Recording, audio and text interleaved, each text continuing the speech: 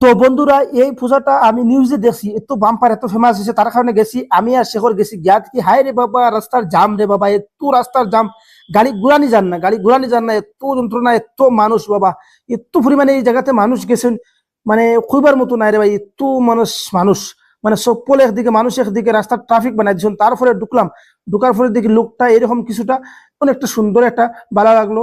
আর পুরা একটা ব্যানার দিয়ে বানানো হয়েছে, পুরা ব্যানার দিয়ে ন্যাচারাল পুরা ফানি ফোরের মানে পাহাড় এরকম বানাইছে। আর সামনে যেটা লোক যেটা মন্দিরে যেটা দেখাশোনা করছে, এটা আই থিঙ্ক রাম মন্দিরের মতো কিছু একটা লাগে এরকম, রাম মন্দিরের নাইলে সাউথের কোনো একটা মন্দিরের মানে লোক লাগে এরকম। বাবা এত জাম করছে মানুষের, তারপরে লাইন, তারপরে যেহেতু আমি আর শেখর আমরা দুটা লাইনও লাগলাম, লাইনও লাগার পরে প্রায় আধা ঘন্টা লাইন দিয়ে ভাই এন্তনে অন্তনে হিলে না।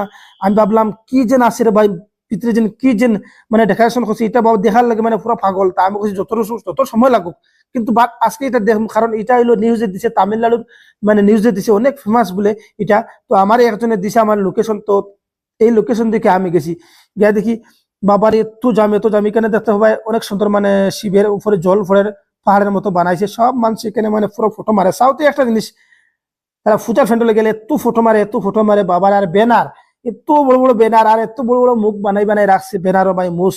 আর আমি আসে করে একটু মজা করলাম, আমার মাথা লাগাই দিলাম একটু। তারপরে লাইন, হায় রে বাবা লাইন, আর যেমনি খালি এন্ট্রি করছে বাবা, মোবাইল আর মানুষ ধাক্কা মারিনি ফেলাই দিব একটু বাবা রে বাবা। আর সবথেকে ভালো লাগছে যে গণেশ বাবার যেটা মূর্তি না, প্রতিমা যেটা, সেটা মানে চৌকে মানে ইয়ে করে, মুভমেন্ট করে, চৌক মাথায় পুরো মুভমেন্ট করে, এখানেও দেখতে পারবে চৌক আর মাথায় মুভমেন্ট করে। আমি ওটা তুলে দিকে গণেশ বাবার চোখ কিরকম লড়াই নাকি না, এটা অটোমেটিক পুরা মুভমেন্ট করে চোখ। আর এখানে খাড়াই হইতে দেয় না, এখানে খাড়াই হইতে দেয় না, মানুষ পুরা যাও আর যাও, এদিকে যাও আর ওদিকে বাইরে, এরকম করে দিয়ে বাবা এত মজা লাগছে, এত মজা লাগছে। সব থেকে ভালো লাগছে যেটা হলো, এটা হলো গণেশ বাবার চোখটা মুভমেন্ট করে। আর এত বড় প্রতিমা তারা বানাইছে, এত বড় প্রতিমা, যাতে উপরে এটাই মুভমেন্ট করে, মাথার যেন কি একটা আছে করতে পারে না, এটাই মুভমেন্ট করে, আর চোখটাই মুভমেন্ট করে। অনেক সুন্দর একটা, মানে ভালো লাগলো দেখতে, অনেক সুন্দর। কিন্তু এখানে দাঁড়াইতে দেয় না, এখানে একটা ফটোই মারতে দেয় না, একদম পুরো কন্টিনিউ তুমি যাইতে থাকবা, এখানে থামিতে দিত না তারা, কারণ লিমিট আছে, পিছন দিকে আরো লাইন আছে, মানুষ লাইনও আছে। তো আমরা প্রথম দিনেই গেছি গা, তার কারণে এত মানুষ। আর এটা 2-3 দিন থাকবো, 2-3 দিন থাকবো এরকম শুনছি। কারণ অনেক সুন্দর যেটা কথা, এটা কেজিএফ এর কিছু একটা লুক, মানে কেজিএফ ফিল্মের যেটা লুক, এই লুকটা মানে কিছু একটা এখানে তুলে ধরছে। তো অনেক সময় লাইনে ইয়ে করার পর তারপরে গেছি, আমরা ভেতরে ঢুকছি, সামনাসামনি দেখতে পাচ্ছি, অনেক ভালো লাগছে।